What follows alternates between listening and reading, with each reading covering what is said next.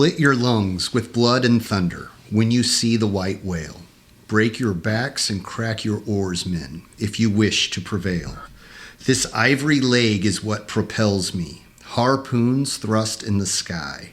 Aim directly for his crooked brow and look him straight in the eye. Friends and grasshoppers, greetings and salutations. This is the Formless Podcast, episode number 81. I'm Dustin, and my guest is a dear friend, teacher, mentor to many, Sensei Blain Cort. Hi, thank you for having me today. No, thank you.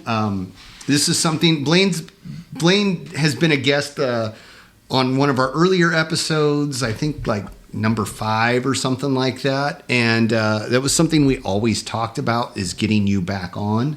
And now is a perfect opportunity. Tyler's out and away from town, so I get you all to myself today. So all right, well, glad to be here. Yeah.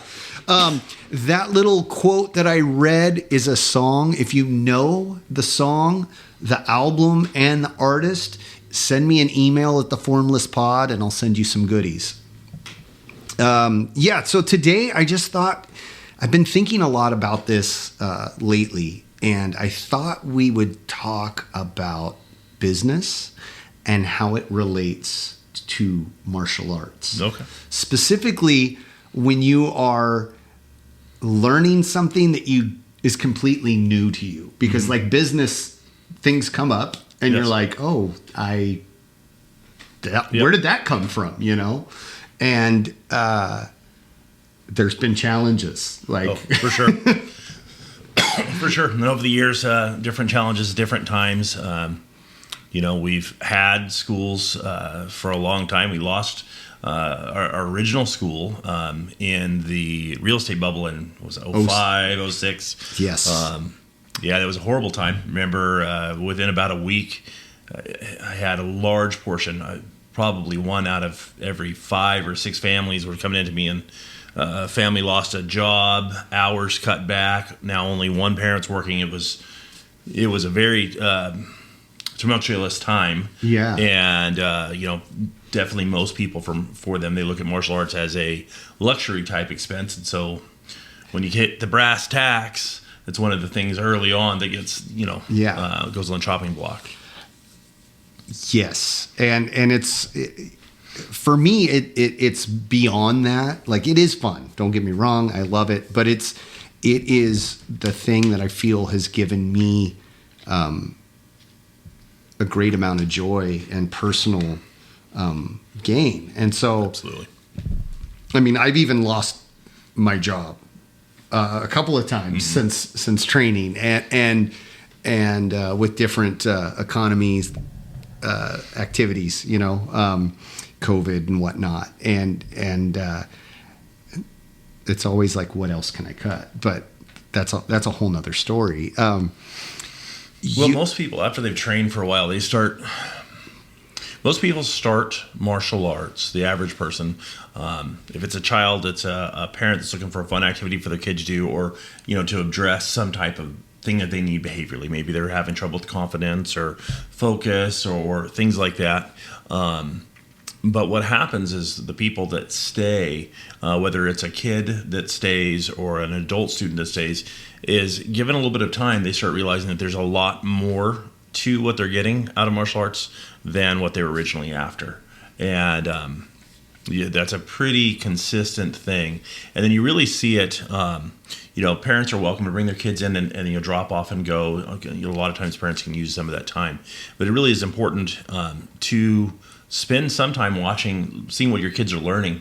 Sit there and you see that, and then that's where you end up seeing the difference with some of the parents, because they really see the difference in what their kids are learning, the values besides how to punch and how to kick and those type of things. And we always say that why is more important than how. Why do we do something is much more dramatic of a shift. And so we definitely have a large group of students who have went through that year cycle, and they're there longer, and they're completely dedicated to the training and been with us for a long time. And that's always an amazing thing to see. And I don't think that it has a lot to do with punching and kicking. I think it has to do with the culture of the school, the friendships and relationships, not only that the youth students have with each other, but many of our parents have other parents that they're friends with, and they develop that relationship. And not always a lot of places in our modern society where you have a commonality of values and goals for your children. And it's nice to have that community where people can come together and have that experience. And it's really surprising to me, like the goals and commitments and things that we teach.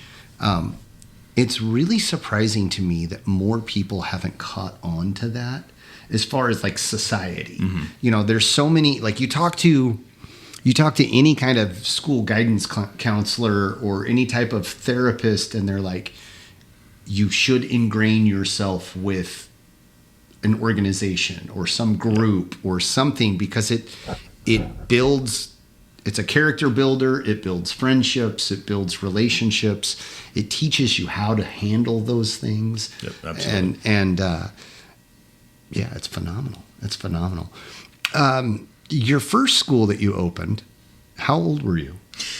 So if we go back to the beginning, I originally trained at the Anderson City Hall, which is a Parks and Recreation program. And then as I went through as a student, my instructor he taught the Parks and Rec program, but he had his own independent school in Reading at the same time. So I would train in Anderson for all of those classes, and I would go to Reading. Then when I joined the Marine Corps, I went off because I was a reservist, went off, did my initial training. It took about a year by the time it was all said and done for me to get back and fully settled into civilian life.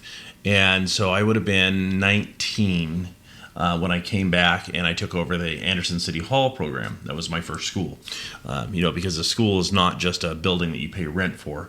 It can be any number of things. Is where you have students, because the school is an instructor and students. The type of building is neither here nor there. That's on the business side of things. Yeah. Maybe we'll talk about that in a minute. But so I took that over when I came back. The first day that I walked in, there was me and 3 students, one of which didn't show up the following class. And then we built up from there. And so I was 19. And we built that program up. I think we had 35, 40 students, which is quite a few for a City Hall type program. And those, you understand, there's 2 classes a week, and everybody was there. Regardless of rank or age. Yes, they were. Yeah. Everybody was together. That's where I first started training with Sensei Blue. Yes. And it was like some days you might be 10 kids, and then the next week it was like 45 people, and from 8 years old on up to 80. Yeah, very different training experience. So we had that, and then we bounced over and we taught. I used to work for a group home and a school system that was connected to them, and they had a gym, and so we needed to relocate. So we taught out of the gym for a while, maybe a year, a little over a year. And then one of our students' families, they were in business, and they had a building in like an industrial complex. Okay. So then we moved over to there, and we taught there for quite a while, and that's where we were when the economy went. So that was about 2005, 2006 when it went south. When that happened. Yeah. And then we were closed. It always seems like it was much longer, but when I go back and I actually look at the dates, because I've got some pictures of my daughter, who's 18 now, when she first started is when I reopened after having lost it. Mm-hmm. And so I've got some kind of timestamps essentially that I can use, go to good old Facebook and you can look back and go, okay, this is where it was. And at that time, a friend of mine ran a miniature hobby store, and he just happened to overhear me discussing something. So he goes, hey, you can teach in the back. So we started in this building that's about the size of my office. And so we had to put the mats down on Mondays, and then we'd teach on Wednesday. We had to pull them back up because they'd have gamers in there over the weekend. And we were there, and they kind of hopped. And a couple of generations after that, we had our first commercial buildings. I'd had an industrial building that I rented before, but then we finally had our first commercial building with heating and air conditioning. Heating and air conditioning, yeah, not just swamp and Reading when it's 115. Yeah. And that was pretty nice. I want to say that was West Center Street. I think that's when you started back with me. Is we were on West Center, and then now we're 3 buildings and many more 1,000 square feet. Yeah. Above then. That entire building was probably would fit on my back classroom, on the matted area of the back classroom here. Oh, yeah. Easily. That room got tight sometimes. Yes. Yep. That's where we started back up, is off West Center, Yep. Street. And that's kind of a funny story, because I came home from work. If I back up, so we lived in Reading, and we would come to Anderson all the time because my parents live in Anderson. And it's only like a 10-mile drive. It's not a big deal. But we'd go shopping down here, run errands, visit, go home. And we'd drive by your school and always talking about what we wanted the older two boys to do.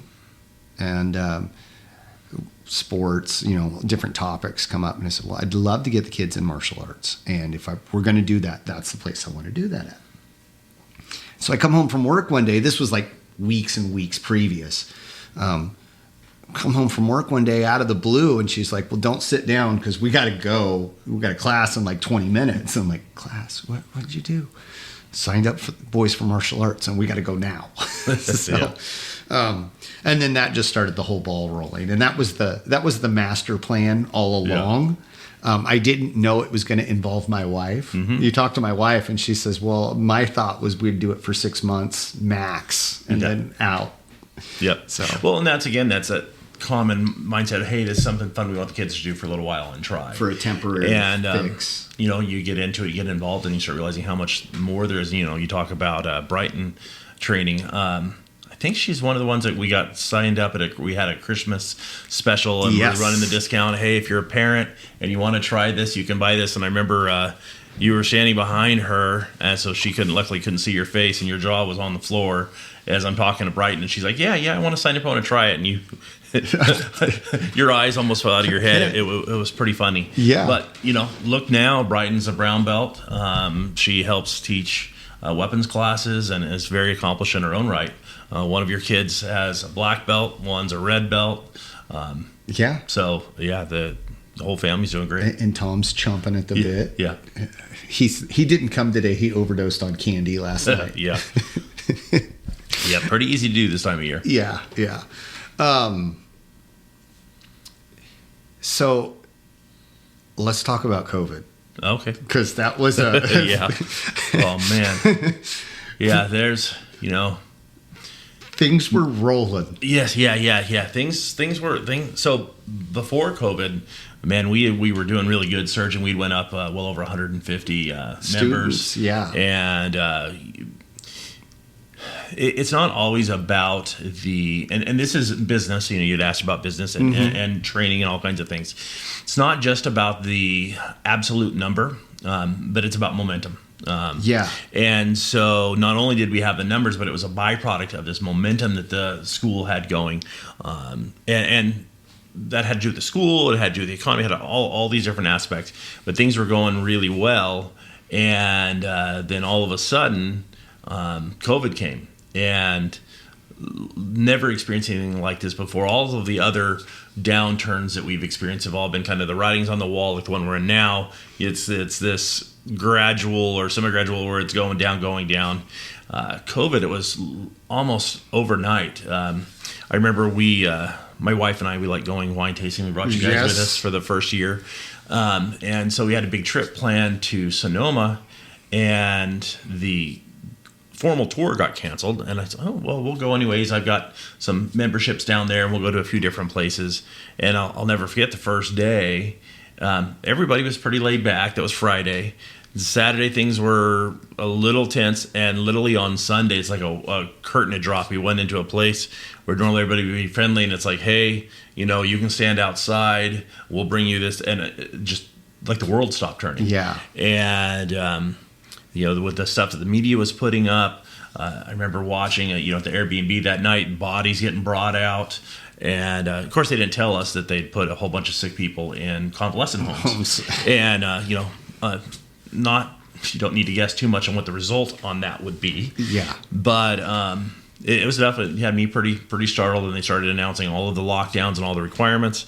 And so at the time I was worried, and was, so I complied completely in the beginning with all of the lockdowns and whatnot, even though we're in an area where non-compliance was not such a big thing. Yeah. If we were in a different location, that would have been. There was very little option. Yeah.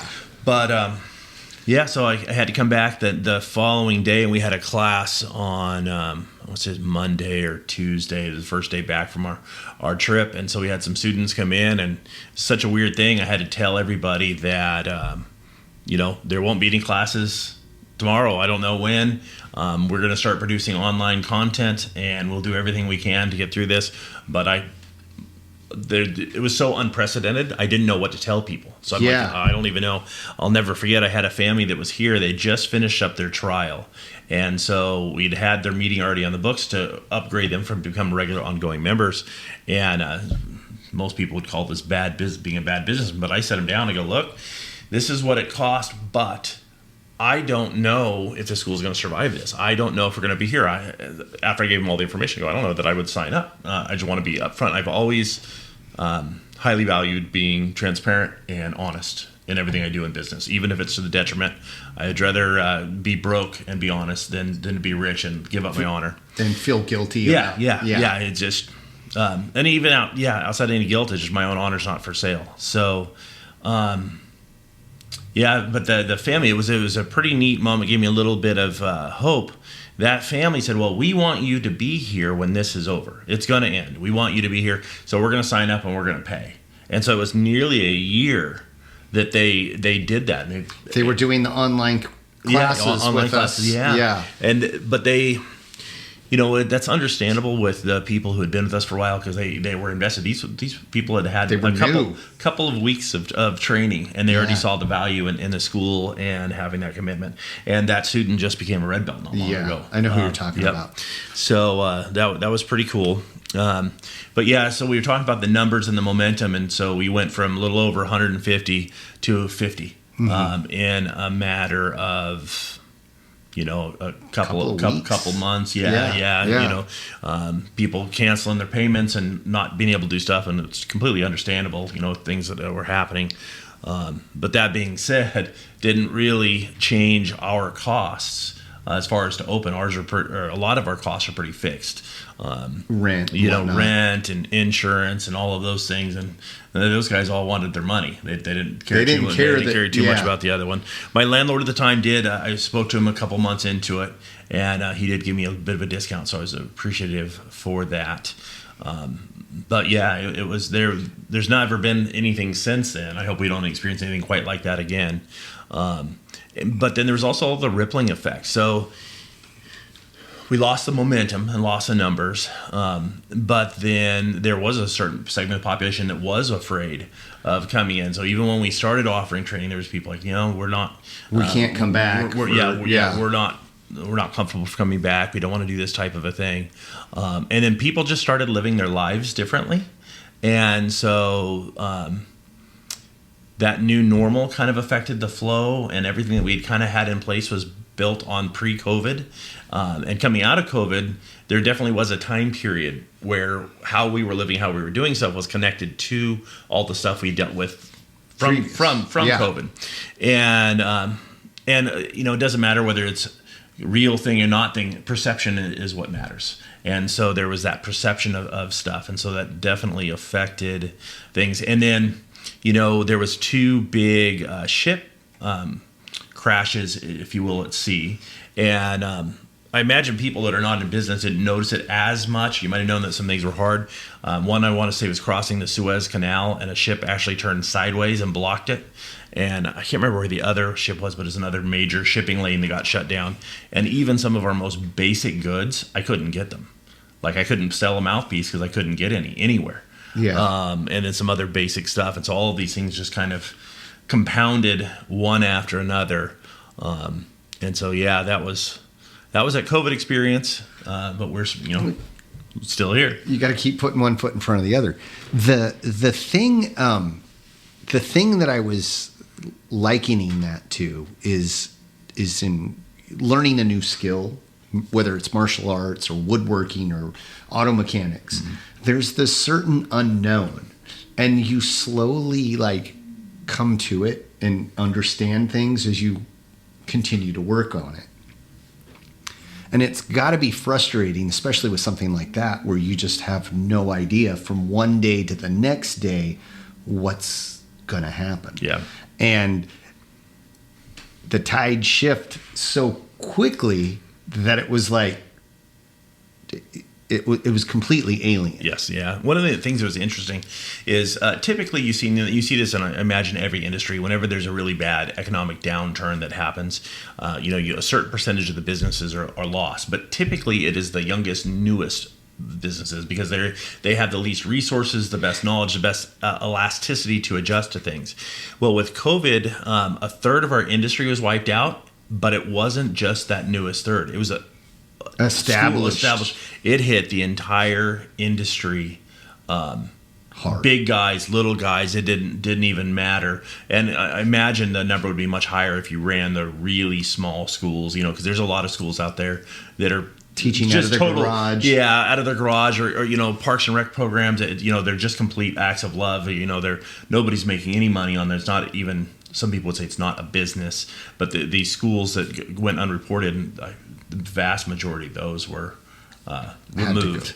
And but then the idea that a third across the stratosphere of martial arts schools, even schools that had huge $1 million enterprises, some of those went down. And now some of them were more able to pivot. I know of a school in San Francisco. I saw their thing. They basically changed their entire school into like online studios. They subdivided it down to have little curtains in there and high tech camera equipment. And so they were offering like 20 private lessons at any given time online. And, so again, when you're bigger, you have the ability to do some neat stuff like that. But I believe it was Blasio or one of those guys that got out of San Fran. Oh, okay. And it was pretty neat to see. It was out of reach for us. Yeah. But it was neat to see how some people can be creative and adjust for things. And we had to do a lot of that. Oh, yeah. We ended up doing a lot of online. We definitely tiered coming back. We did all the online production, and I am not a video producer. Got to get a little bit of a crash course to try to produce some videos that are still funny. I will look at them now, and they're pretty rough. But we did that training. We'd come down each Saturday and shoot a bunch of stuff. Then I would go home across the week and produce films and whatnot for people to be able to train at home. And then when we reopened, so kind of the story, at least here in Shasta County, is they had announced on like Thursday, I think it was, that they're going to let gyms and whatnot reopen for private training and whatnot. And then it was like the next day they said yes, and then the following day, like, no, they changed their mind. Well, in that time, we had already were like, okay, we were going to die. So as a business, so we were like, okay, this is what we're going to do. Figured out a plan. We have three teaching possible areas. Reach out to all of the assistant instructors, and it's like, hey, if we can make this work, this plan work, we'll do something for you guys as well. And essentially what it was is, in lieu of everybody's monthly lessons, they could come in one time per week and get a private lesson. And so we started doing that, and I taught a lot of them, and you taught some of them. We had other instructors teach some of them. We had a couple guys even burn themselves out. He was so excited about being back down here at the dojo. He was teaching almost as many as I was. But so that got people back in the dojo and started training, and that was kind of that step back to getting to actual group classes. And I never forget when we had our first group class. I had a young man who had trained with me, I want to say for about a year before COVID hit. He was pretty young when he did that, so he comes back a year later, and he was a normal, well-adjusted kid.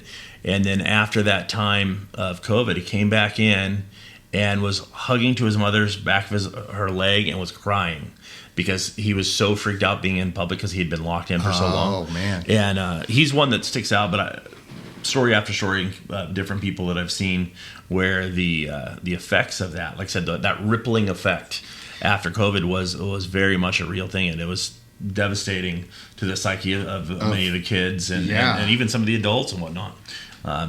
You had family members lose graduations and things like that. For sure. The thing, I kind of steered that got sidetracked there. I started thinking, I started thinking about all of the other things and Those are some, at the time, that was terrible. It was a terrible moment, but it showed me what I was made of. You know what I mean? I know you had to feel some of that. Yeah. How bad do you want it? Exactly. How bad do you want it? I was just talking about this with my wife last night because she's trying to apply for master's programs and schooling and everything. And she's been communicating with her academic advisor through text message, which I strongly recommended against.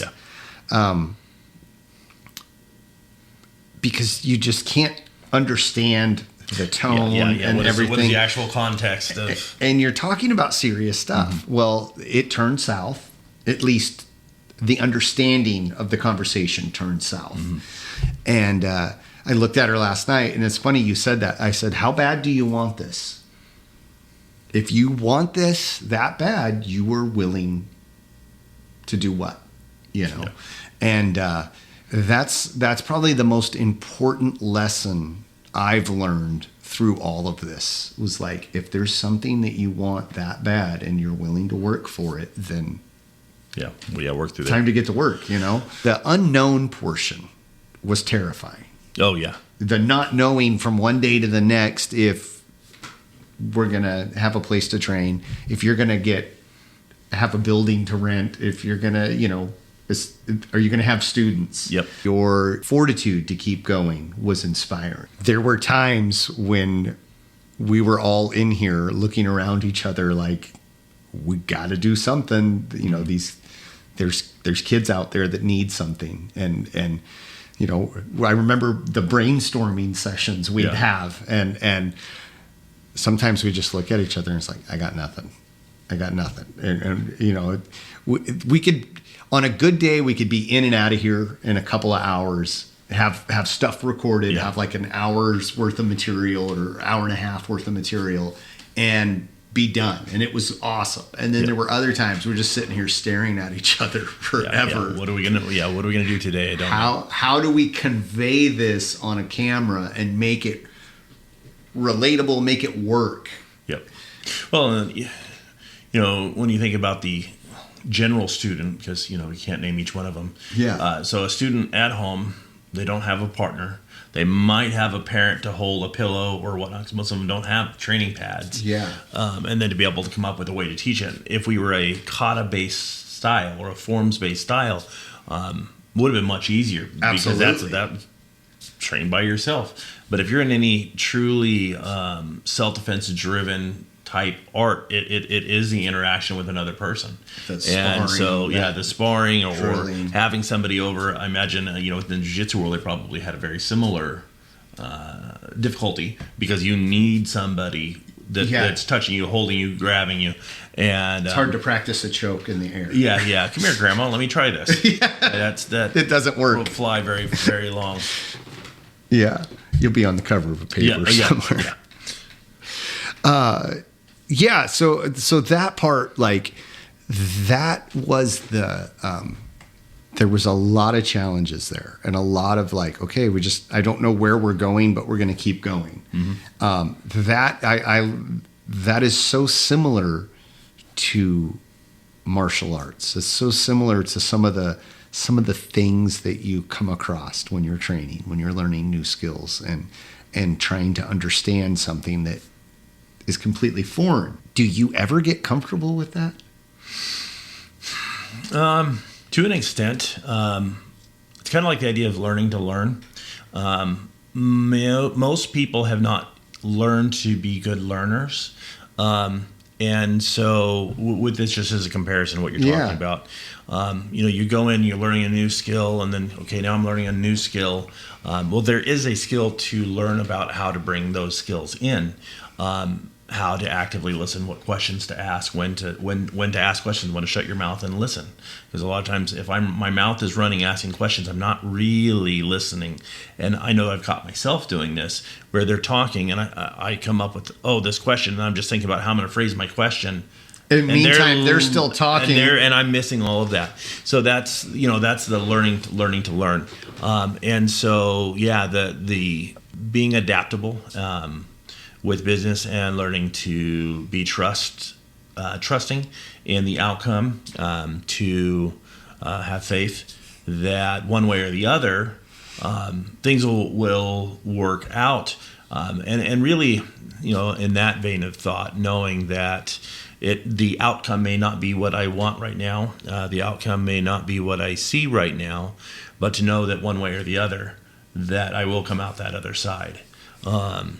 That's not an easy thing to accept or to be, but as you move towards that, it allows you to then let go of.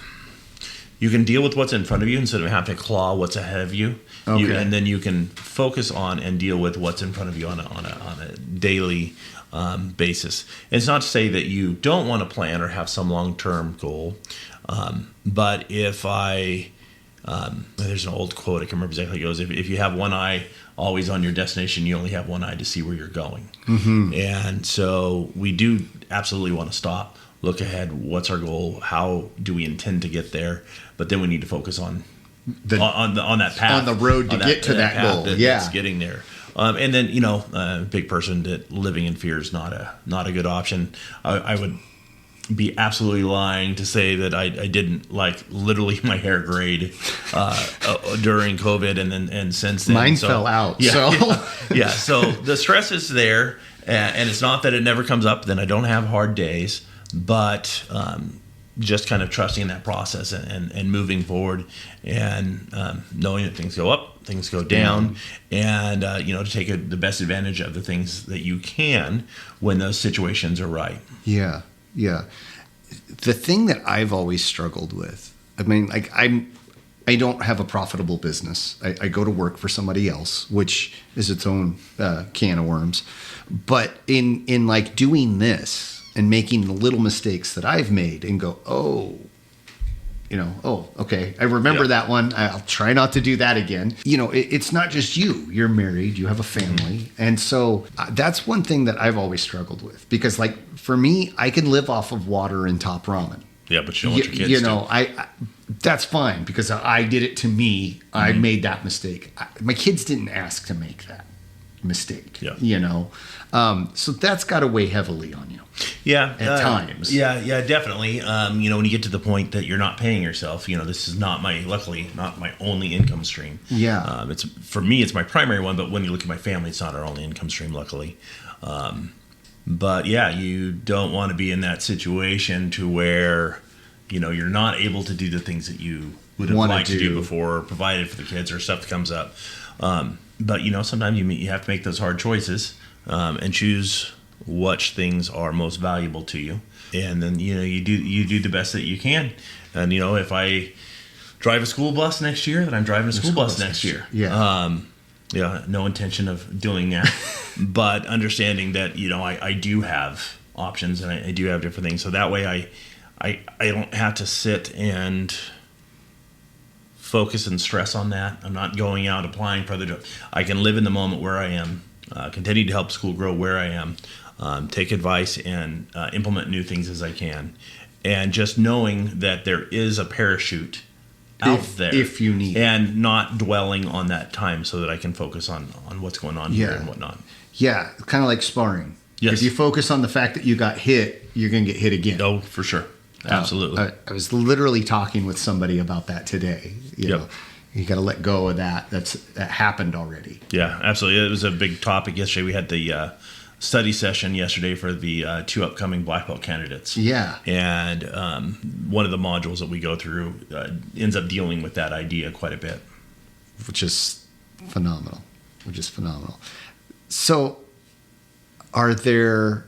I'm sure there's always an opportunity to make a mistake.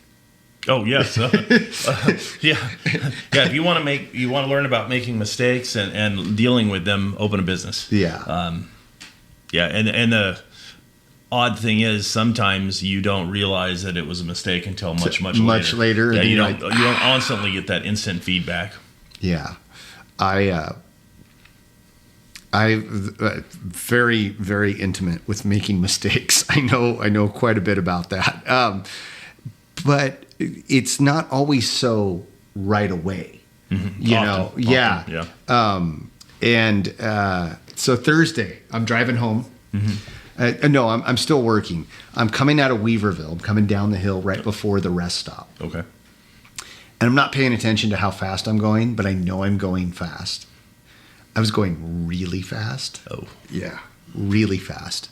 Probably close enough to where I could go to jail if I was to get pulled over. Yeah. No, I don't know where that threshold is, but I was dabbling in that. Yeah. You know, just minding my own business and trying to get done. I got one more stop to go, and I suddenly become aware of what I'm doing just as a highway patrolman is coming across the opposite direction. Yeah. And I was like, oh, wow. Oh, crap. You know, like, so I just slowed down. Long story short, I didn't get a ticket. Lucky. I thank the Lord, like right then and there. Like, holy cow. I drove the speed limit the rest of the day and the rest of this week so far. There you go. But I was completely, you know, I was in my own head. I was in my own world thinking about all the stuff I had to do and coming down the hill and just gathering a head of steam and not aware. It's funny how quickly you become aware of those mistakes, yes. you know? And then you do your best not to make that same mistake again. For sure. Yeah, and that's the thing about mistakes. If they're going to have value to you, is to learn from them. Because a mistake is a bad thing if you don't learn from it. Well, if you can learn from the mistake and then not repeat it or repeat it less often, then it becomes a learning tool and a stepping stone for you. Yeah, absolutely. Absolutely. One of the things that you've always said is martial arts is a vehicle for life or for doing life. And the first time I heard that, I guess I didn't really understand it. And now that I've been doing this for a long time and really into it, I've come to the realization that it's not just the vehicle for life, but it's completely transformed my life. And those around me of the people I care about. And it's made my sons, better people. Still working on a couple of them to make them even better. But it's enriched our entire lives. And I know you've heard that many times, just from knowing you and knowing who you are and being, I guess, for lack of a better term, inside as much as I could be without being a financial backer or partner. I know you've heard that, and it has to be rewarding. Oh, for as sure. As much as money in some cases, I'm sure. Oh, yeah, by far. I mean, don't get me wrong. Money's nice. I love a big fat paycheck as much as the next guy, but it really, when you have somebody coming in and, you know, a parent that's just thrilled over, you know, something little Johnny did that they hadn't done before, or you're seeing the change, or there's just something. A couple weeks. Oh, it was with an older kid, Mondo. We were training here on a Wednesday. It's a smallish class, and so because of his age, he was with two guys who were both over 55. Okay. So you got this kid that's like 14, great shape, and two guys that are our age, you know. Yeah. And so I had him. He did what they were doing, and then he was like ready to do some more. So I had him throw like a crescent kick, and then axe kick, and then he's like. He goes, I just did a crescent kick. And he was so excited. And the important thing isn't a crescent kick. I mean, it's okay. It's not even really that useful of a kick. But he had accomplished something. And his internal self-worth just went up a little bit forever. Yeah. And that feeling of that accomplishment, you can see it. And it even though that individual technique is that important, that experience and that growth is just unbelievable. Well, and then to get to watch it is so rewarding. Yeah. And the value that he got in it isn't so much the kick. It's more like, I did this work. Absolutely. And I can produce this. And absolutely. what else can I do? Yeah. You know? Well, and then his parents are really good. We talked about staying and watching, getting to see your kids. And as the kids get older, there's a direct inverse correlation. Kids get older, less parents stay and watch. Little guys, parents are almost always there. But he's really lucky. He's got some parents that are always with him and watching him. And they saw that in him. And you can see the parents grinning ear to ear. Yeah. Both for the technique, because it looks cool, but then also how excited he was. And that's where, you end up seeing that real value of martial arts. I haven't seen that kid in a while. I miss him. He's a good kid. Because he's purple belt now, so he's not in your blue belt class. He's in my purple belt class now. Yeah. Now he's always, it's funny because he's pretty stoic. Mm-hmm. Like he gets excited, but it's few and far between. Yeah, he keeps it under wrap. Yeah, but you'll see him occasionally when it smile does, and get excited. Yeah, I would joke with him sometimes. Like, I know I did an okay job when you're smiling and like having a good time and exciting. Yeah, he's funny. That's one of the things that like keeps me coming back, is seeing that on kids' faces and seeing them make those stepping stones, that growth and personal reward for that is just awesome. I love that stuff. Yeah. It's to watch people go through the various milestones, whether that's belts or accomplishing things that they didn't think that they could accomplish, or at a certain point when they start getting to help teach, and they come over and they're like, oh, that was so cool. And then to watch them eventually, after they've been acting as an assistant for a while, to be as excited or more excited for their protege, the person that they've been helping. See them get super excited for this other kid, and they're more excited about that than their own promotion.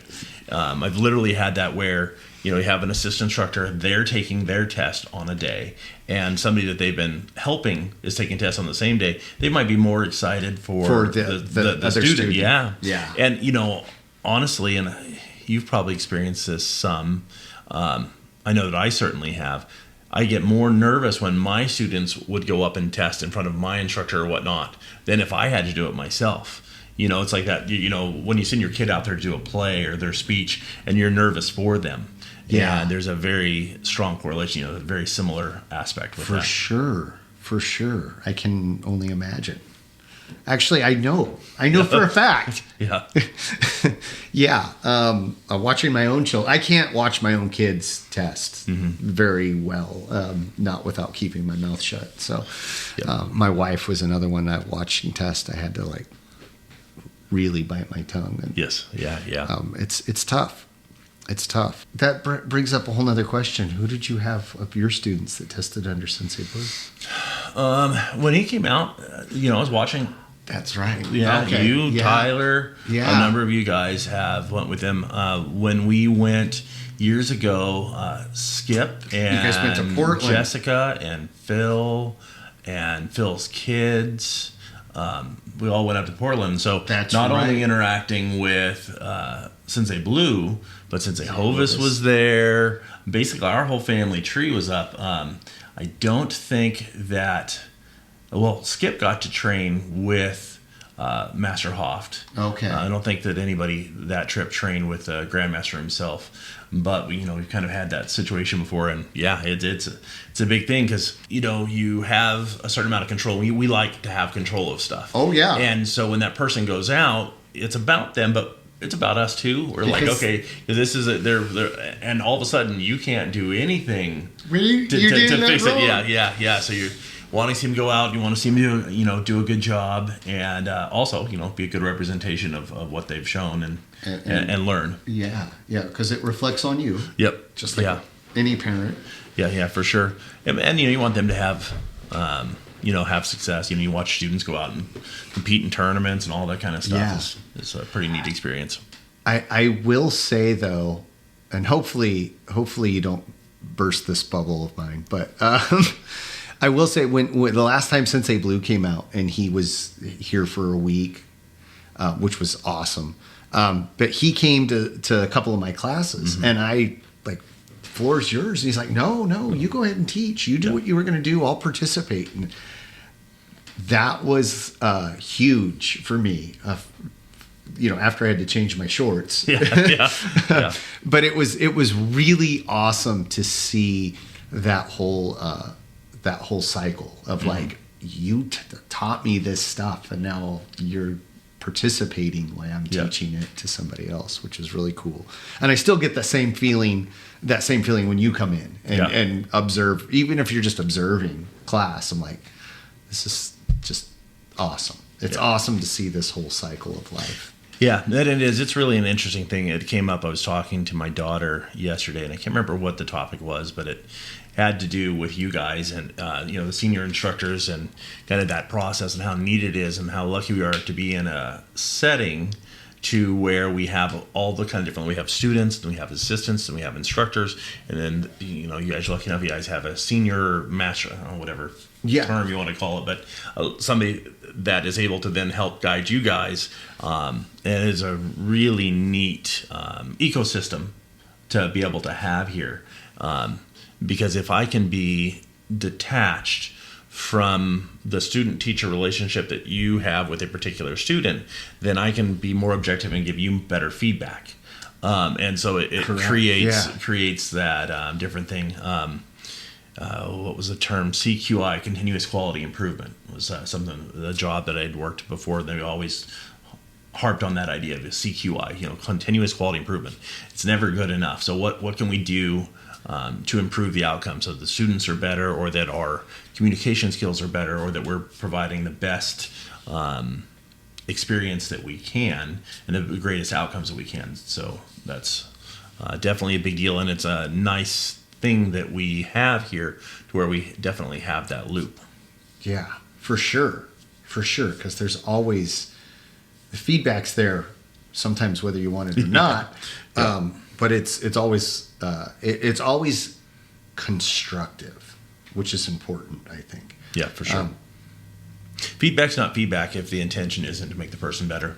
Well, if you're giving something and your intention isn't to help them be better, you're just trying to inflate your own ego. Yeah, for sure. And if that's your goal, you're kind of in the wrong place, or at least in the wrong state of mind when you're doing it. Yeah. No, that's one of the things that I've always really appreciated about here is like we're all here, and I would assume it's for most martial arts focused places. It should be. At least that's my opinion. Is it should be. We're here to try and make everyone better, because if I can make you better, I can in turn make myself better. But it should be that way everywhere. But it's shocking when it's not that way. Yeah. So there's a term called normalcy bias. And so the basic idea of normalcy bias is whatever I do, whatever environment I'm in or surrounded with, or whatever thoughts I have, those get generalized out. So if I have thoughts A, B, and C about how things should be, normalcy bias means I project that on somebody else. That's where it can be hard when you start interacting with other people. And so the same thing happens here at the school is we have a very particular culture here. And not that we're the only school, because I've been to other fantastic schools that have very similar stuff. My instructor's school, of course, we're kind of an offshoot, even though we have a very different flavor now to a certain extent. But the idea of this communal training where everybody's trying to build each other up is definitely prevalent. But there are a lot of places where you go where, each person's there. I'm here. This is my class. I'm here to get everything I can get for me. Yeah. And so you end up seeing the difference in that. And, different people have different things that they're looking for.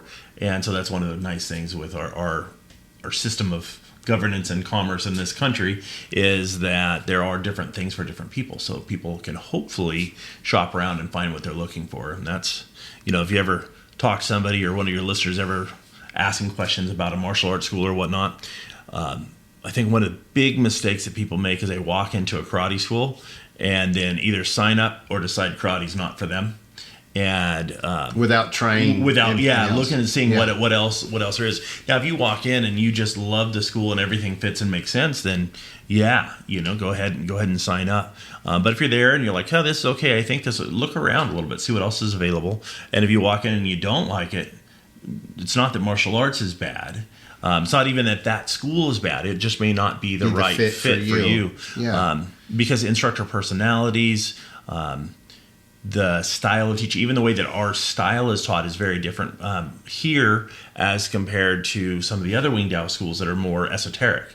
There's another school that I know of that their whole thing is high tier competition, and really their students they keep a very small number of students, but they're all basically world-class athletes. But it's geared towards competition. Competition fighting, yes. And so very different than self-defense school. So I always encourage people, look around, see what's available. And you can find typically something that there's a flavor for that you would like. Yeah. But back to that idea of normalcy bias, we often assume that's something that is prevalent to other people or whichever group you go from one to the other. So as an instructor, I always encourage people don't see or perceive things the same way that you do. And that can create quite a few rifts and problems where, well, of course I was being helpful. And to somebody else, maybe their sense of space or the amount of attention that they're used to is different. And so a good instructor is good at listening to other people, and listening is more than just what they're saying. Body language, responses, and all of those things are important. Yeah, between that, like figuring out what this person does and what they like, what they don't like, how they learn, all of that stuff, and then finding out like how to communicate the information to them. Mm-hmm. Those two things I think are the biggest hurdles as far as a teaching standpoint. For sure. Because especially with new students, because it's a fresh, it's a blank slate. You're like, okay, well, what the last student did it this way. This one's going to do it not absolutely even close to this way. Well, there's so much to learn. A common mistake, somebody gets their black belt, and particularly if you didn't come from a school that requires teaching, there's a world of difference from being a good teacher, from being somebody that is a good practitioner of an art. And then even if you are a good teacher and you're a good practitioner and you're like, oh, I'm ready to open a school, you might be a world-class martial artist and a fantastic teacher. Doesn't mean you know anything about business. Which is a whole nother... That's a whole other thing. Yeah, I was a member of an association for a while with a bunch of very successful school owners and did training with them for about a year and learned a lot from them. Learned a lot of what I didn't know. And that can be an eye-opener, and realizing that there's more to learn. And it's up to you, how far do you want to go into that one direction or the other. But we should always try to be aware of what we don't know. For sure, because that's what... That's what'll jump up. That's what'll jump up and bite you. Yeah, you're out walking, in the high desert somewhere, and this is great. And you don't know under that rock is a nice rattlesnake.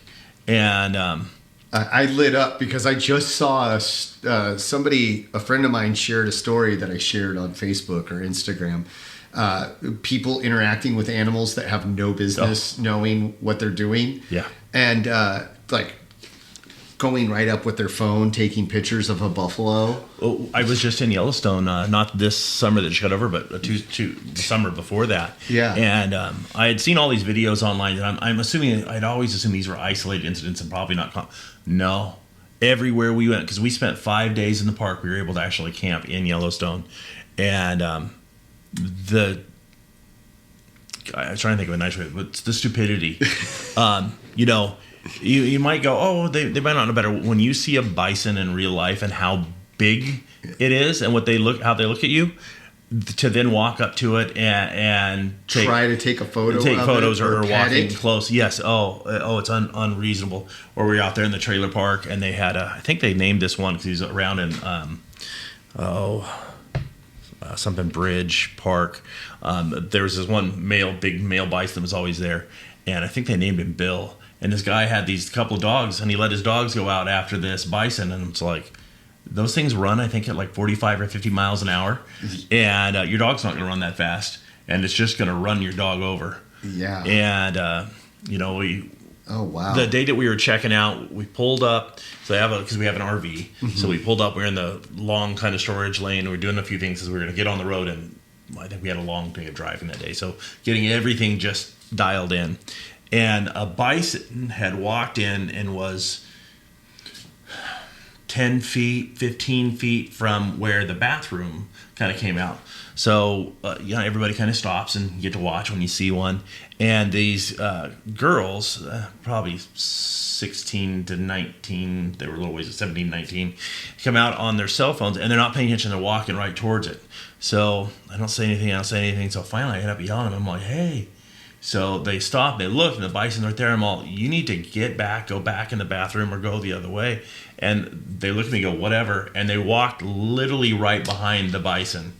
And, there's certain behaviors and stuff that when you go to the park, if you listen to the rangers, like the tail comes up and it starts wagging. And so all of the bells and whistles were going off. That this animal was not happy. Yep. Yeah, it's wild. And then, you also have the, all the thermal features and stuff. Yeah. People, they tell you, don't go off. Don't walk you're off watching the road. Yeah, you're watching this water shoot up. Well, they tell you that water's hundreds of degrees hot. And people getting off on there to try to get a little picture. And, we did the big tour, the famous yellow bus tour of Yellowstone, and they take you all the way around. It's a great tour if you're ever able to go. And some couple had decided that they wanted to go out there and go skinny dipping or go swimming in one of the pools. Well, they went in and there was a fissure at the bottom, the heat of the water, and I guess there was an eruption or something like that. So the temperature went up, it cooked them. And because the acidity or the baseness is the acidic level of the water, there was nothing left other than I think they found the crystal from a cell phone or something like that, because that wasn't able to be dissolved. But yeah, it people not thinking through what they're doing, and it's not uncommon. That was the part. I mean, I knew people did it, but I didn't expect the prevalence of it again. But that might be my normalcy bias, because to me, I am a cautious person. I'm a rule follower by nature. But you also grew up around animals, and you have animals livestock and those type of things. So yeah, and like I said, until somebody stands next to a bison in real life, you realize how large they really are. Zeke almost got hurt. So we went out, we did this big tour, we were tired, so it was me and my son Zeke, who at the time would have been 14, and Juby at the time would have been 16. And so we'd had this big long tour. We're just kind of frazzled. So I went back in the trailer. I'm going to play a video game, watch a movie or something.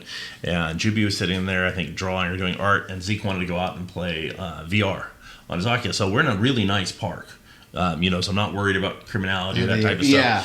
So I go inside. We're sitting there. And I'm just kind of defragging after a long day of doing stuff. And then I go bang, bang, bang. So I open the door. And Zeke's like, the ranger needs you. And I'm like, what? So I go out. And the ranger's all mad. And so I look over to my right, and there's a bison 15 feet. Well, Zeke had been outside in his VR, completely checked out. He had an Oculus with him. Oh, didn't have any idea. And the bison anything. Doesn't understand that. He's got some guy out there swinging. So the ranger at first is kind of aggressive with me, but I was like, oh, look, I'm sorry, I didn't even think.